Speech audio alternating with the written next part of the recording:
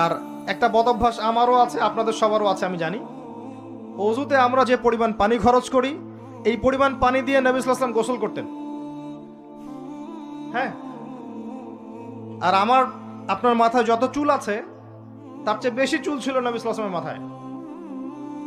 আপনার দুজন তিনজনের মাথায় যত চুল আছে তার চেয়ে বেশি চুল ছিল নবী সাল্লাল্লাহু আলাইহি ওয়াসাল্লামের মাথায়। তারপরেও তিনি অল্প পানি দিয়ে গোসল করে ফেলতেন। আর আমাদের দেখবেন জারিমানের জোর যত বেশি, তার ট্যাপের স্পিড তত বেশি। মসজিদে যাবেন, দেখবেন জোরে ট্যাপ ছেড়ে দিয়েছে, অজু করতেছে। একজন মানুষের গোসলের পানি দিয়ে একাই অজু করে ফেলল। একটা আয়াত থেকে কথা বলা শুরু করি। সূরা হুজুরাত পড়বেন, সূরা হুজুরাত। এই সূরার প্রথম 4টা আয়াত পড়লে বুঝতে পারবেন আল্লাহ রাব্বুল আলামিন সাহাবীদেরকে শিক্ষা দিচ্ছেন। কাদেরকে?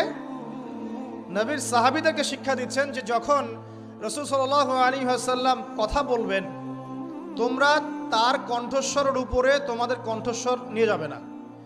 যদি রাসূলের কণ্ঠস্বরের উপরে তোমাদের গলার ভয়েস চলে যায়, তোমাদের আমল ধ্বংস হয়ে যাবে, তোমরা টেরই পাবে না।